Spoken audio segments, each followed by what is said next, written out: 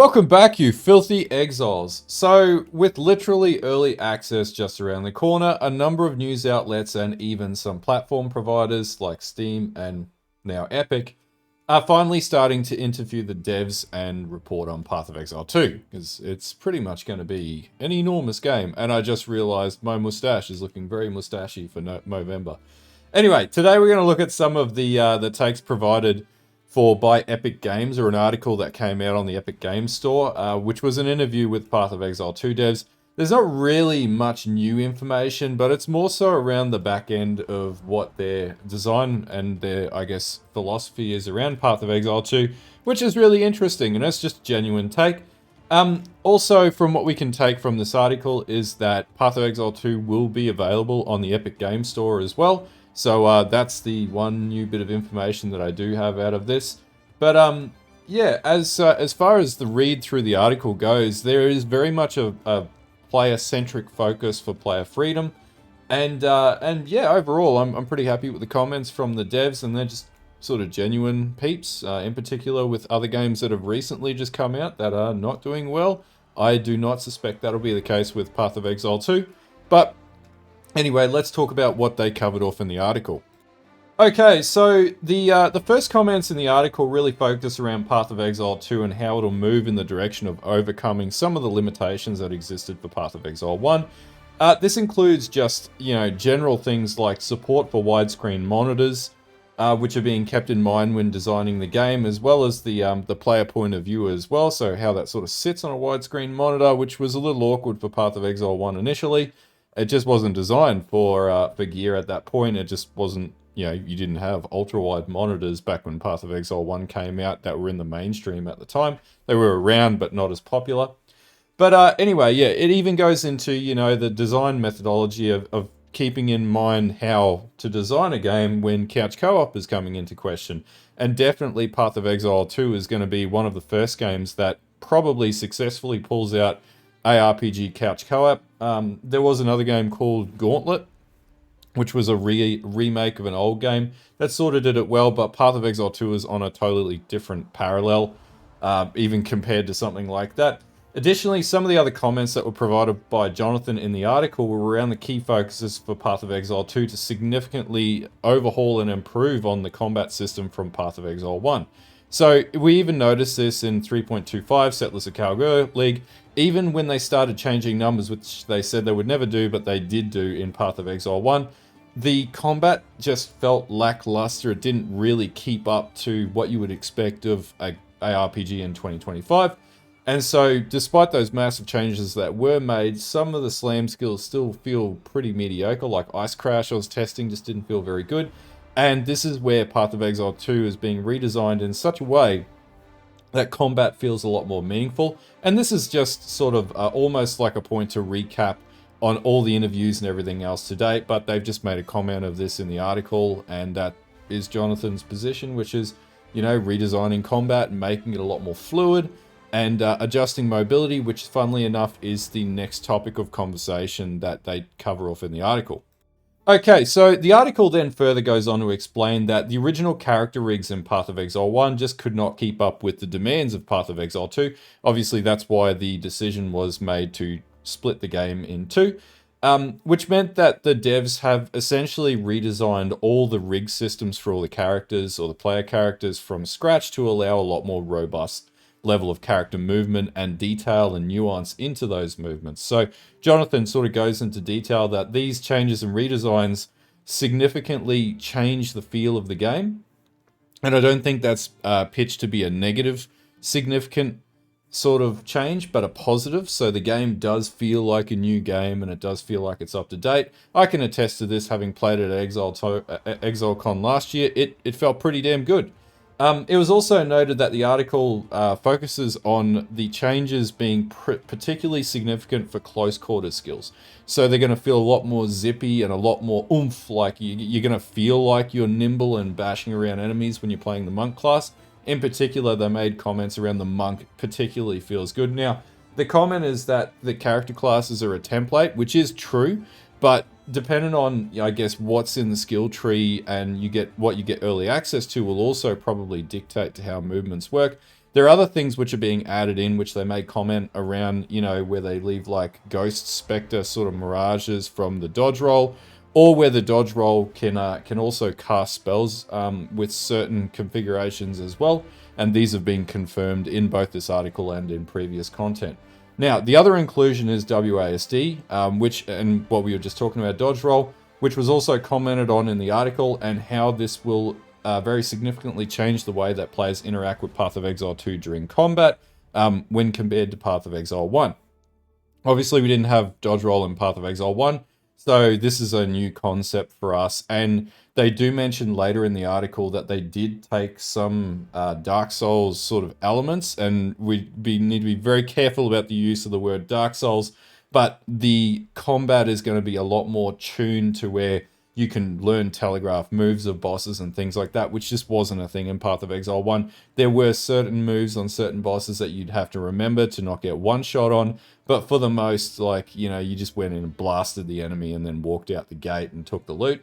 Now, the article the article also quotes that initially there were changes that they thought were weird when they were brought up in the initial discussions around some of the design elements with WASD, but once they actually got them working, it really added to the game, and this is coming directly from the devs. So they're pretty proud of what they've done with WASD, and I think if they pull that off really well, and based on everything we've seen so far, WASD is going to be the norm in ARPGs beyond this point. It's quite innovative as well.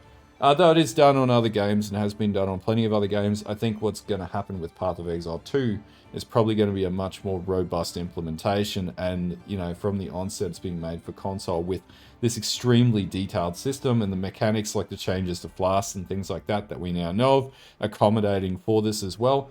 I think it's going to be a bit of a game changer. Now, the devs also made comment that there are going to be reliance on synergies between skills, and players will be given a lot of power based on using multiple skills together, avoiding situations where you just basically apply auras and buffs or passives. Now, this is a problem in Path of Exile 1. You stack on pride, stack on determination, put haste on. No one really uses haste anymore, but you put hatred on and bam, your damage goes up.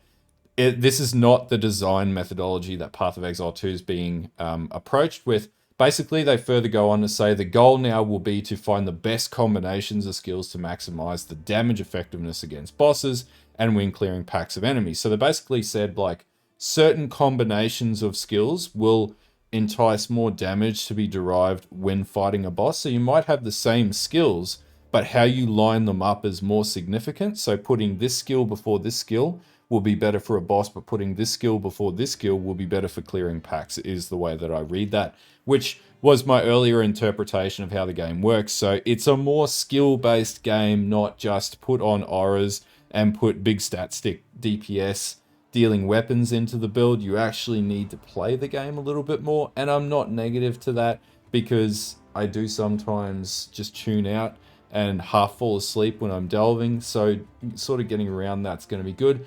I do really hope, though, that one-button builds are still going to be doable, and quite frankly, I'm probably going to try for it. But, it's still cool. It's a new concept. It's a much more interactive game. And this also leads to where skill combinations, I feel, are going to give rise to a lot more mobility in Path of Exile 2 as well. So all these things, I feel like, are good comments across the board.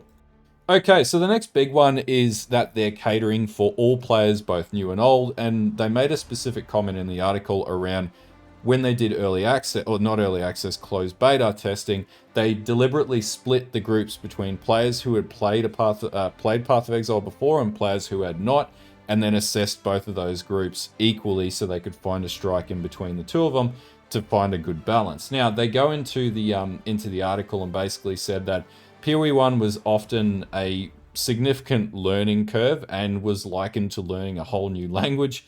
And the devs were very well aware of this. I think we're all well aware of this. We all started Path of Exile at some point, and it is a lot. Even when you come back to the game and you're a previous player, just a lot changes, even in the span of 2 years.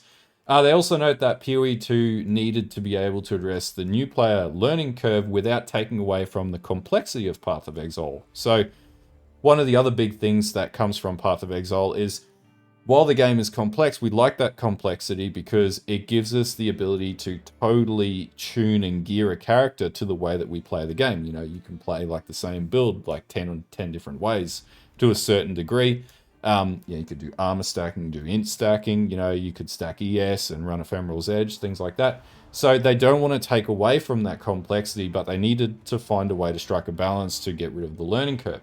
So one of the improvements they made in Path of Exile 2 to assist with this, and this is in relation to builds, is in respecking. And this question came up in the last video from someone who posted in the comments. So they've confirmed here there's going to be no regret orbs in Path of Exile 2. So you're going to be using in-game gold that you accumulate as you play. And the idea that they're operating on, and whether or not this is a success or not, is that you will have to make two choices as you progress your character in the campaign, which will be, do I respec my tree, or do I go and gamble my gold for better gear? And gold is going to be infinite.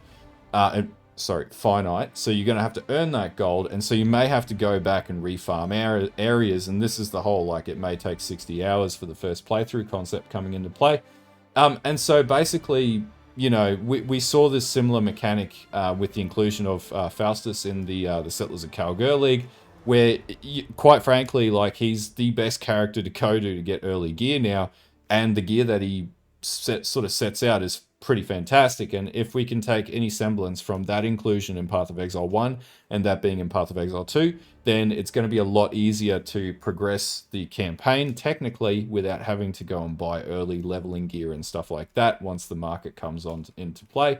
And also not having to accumulate regret orbs and just having it as a gold system is significantly better, because quite frankly, regret orbs were a pain in the butt. You would get to your end of the playthrough, and in particular for new players, when you don't know a lot about the game, then you realize you've got to get all these regret orbs right, and then how do you get all these regret orbs? And then you go on farm, your build feels terrible, and it just doesn't feel good. So respecking is going to be a lot more efficient, and it's going to be a lot more forgiving for new players, and I think that's a really good change moving forwards. Having made a lot of builds and helped a lot of players over the years, it's definitely one of the more frustrating things for new players when you basically go, oh, now you have to restart your whole character, and you're like, ah, damn, that really sucks. One of the other major changes around quality of life is around cleaning up the vendor trash loot that's going to be hitting the ground. So basically in Path of Exile 1, in the absence of a loot filter, again, this is focused for new players. You don't know about loot filters when you first play Path of Exile 1, and so basically you don't know that you need to download a NeverSync filter. So the devs have basically said, yeah, they're totally aware of that, you know, where you have crap all over the ground. So basically they're refining the loot system down, and they're making it a lot more efficient, and they're making it a lot more meaningful in the drops, which is something that they've obviously commented on. So let fewer drops, but better drops. And quite frankly, this is like Loot 2.0 when Diablo 3 sort of got patched up into Loot 2.0, and we saw like a bajillion items dropping on the ground, and it went to like a few really good items, you know, and that was a really good change. And I'm all for that. Like, you know, if you've ever taken your loot filter off in recent years and had a look at the amount of crap that drops in the first act alone without a loot filter, it's wild. Like, it's a semblance of a much older iteration of the game. We just don't see it for those veteran players of us that just have filters on all the time. But for new players, this is a really good change. And even for, you know, old players like me and veteran players, I really like this. I just don't like having to pick up tons of crap, and my hands are getting very carpal tunnel-y as I get older and play more Path of Exile into my, hopefully, retirement one day. Anyway, so another really good change, and they discussed all of that in the article as well, which is good. It's good sentiment from the devs. The other comment that was covered off in the article was about freedom to the players. So in particular, not like build freedom, we know we have that. The devs in the article make comment around players being in control of the trade market for each league, as it has been in Path of Exile 1. So they noted that while the system is not flawless, they wanted to maintain the same approach and a consistent approach to the league currency market trading system as they did in Path of Exile 1, and have emphasized that they will be remaining hands-off in this respect. They would rather, and they quote, I quote this in the article, they would rather come and clean up afterwards than get involved in the middle of a trade league. And we've seen this go badly when they've made patch adjustments and things like that. So Jonathan's mentioned that that's the approach, and that won't be changing. So you know, we're going to be getting that Path of Exile 1 experience from a market standpoint in Path of Exile 2, which is pretty good, with all the added trade advantages too, with the new systems that are being added. They also mentioned that they go the opposite grain to other devs and other ARPGs, where gold is, you know, not bound and you can trade between characters and like WoW and stuff like that. In Path of Exile, gold will be the only bound item that you will have. So you won't be able to trade gold player to player. You'll have to accumulate gold, and really it's just a taxing system. But everything else is open season. You can trade pretty much everything else, which we already do in Path of Exile, which is why we have pages and pages and pages of PoE Ninja. But I actually like that. So you can really sort of have a whole hustle and bustle market. And so it's essentially the same approach in Path of Exile 2. No changes to that methodology at all, which is good. I like that. I like that they know what works, they know what we like, and they're not going to take that away from us. So the other contentious topic that they covered off in the article was just discussion around the campaign. So Rogers noted that he expected the overall completion time to decrease with each playthrough. So we initially had in the PC Gamer article 60 hours, and they made a comment in this article too, as the time for the first playthrough. But then Jonathan went on to say, and then the next time you play through it'll be 40 hours, the next time will be 20 hours, so on, which is inevitable, right? There was, you know, one of the devs was able to clear the first 3 acts in under 5 hours, which indicates, you know, it's going to be the same as Path of Exile 1, just, you know, we're going to need time to learn the campaign. The key take home here is players should be able to face value and not be forced to read any online guides just to get through the game at least once, and that's from the devs. So, you know, if you wanted to follow a guide, you could, but they are having randomly generated map seeds and stuff like that. Procedurally generated content, as they call it, in Path of Exile 2, so things will be changing in every playthrough. And the back-end engine from a lot of the interviews, as well as the initial dev sort of stuff at Path of Exile 2's ExileCon, was basically leading to, it's going to be a little bit more random as far as the campaign goes, to have that variety as you play through. But that being said, basically the game's going to be self-guiding, and there's going to be a lot more assistance provided, and in particular this is for new players, so I think that's pretty good. Now the other thing they also mentioned in the article is they go on to comment that Path of Exile 2 has its full release, but there will be a significant amount of past League content being brought back into the game as time progresses, and we already knew that. That's not new. Hopefully this means Delve, right? And we're getting updates from this this Oswald sort of thing on X as well, or Twitter. Someone chipped me on saying X yesterday. So there's definitely something going on with that, and that's usually a hint at something bigger, or a new NPC or something like that, or maybe it's like the son of like or Einhard or something like that. You never know. Yeah, they could do anything. Anyway, so yeah, overall, I'm okay with a 60-hour campaign at the very start. It's probably not going to take me 60 hours, but it's probably going to take new players 60 hours who've never played the game before, and we can expect a significant increase in players from this as well. Like, there's Path of Exile 1 was never marketed the same way as PoE 2 is being marketed right now. But yeah, anyway, overall, I think that's fine. Those comments are totally okay. Okay, so the last comment they sort of go into, which is probably a bit of food for thought around the two games running in parallel between Path of Exile 1 and 2. And if you read in between the lines, they're really hinting at they're not dropping the servicing on Path of Exile 1, which is one of the big concerns of the community. So they basically made the comment during the article, as it was mentioned that at times more staff have been rotated between the Path of Exile 1 team on League launches from Path of Exile 2 and vice versa when development was required to progress to move PoE 2 forwards. This is indicating that with such a big team that's working underneath the GGG banner for moving forwards, we should see a pretty equalized level of balance of support between both titles. Now, they've committed in past interviews and all the content that's been released to date to run these two games in parallel between Path of Exile 1 and Path of Exile 2. What they're sort of alluding in the article is that they are putting their money where their mouth is. Now, how this will play out based on player numbers and whatnot, we can only wait and see. Like, you know, there is a huge community that probably will stay, or a good amount of players that will stay with Path of Exile 1 just because it's their preferred playstyle. And there'll be a heap of players that main PoE 2. Like, I'll be moving to PoE 2 to main, but I'll still be coming back to Path of Exile 1 to do Delve content and new builds and stuff like that, and League starting guides and stuff like that, as I always have.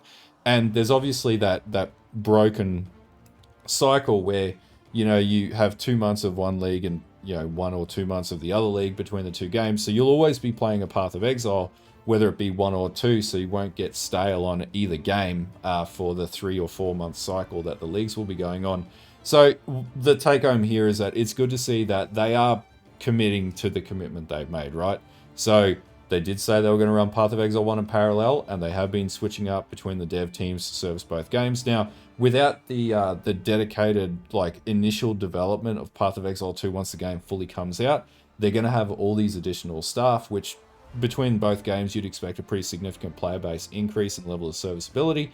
So they're likely going to be cycling the two games, and what we may actually see as an outcome is Path of Exile 1 will see a ton of improvements that have been stunted by the development of Path of Exile 2 to a degree. Probably not hugely, but we're probably going to see some pretty cool stuff come into Path of Exile 1, and that game, you know, who knows, that could be that could be another WoW that just goes on for another like 20 years after this point.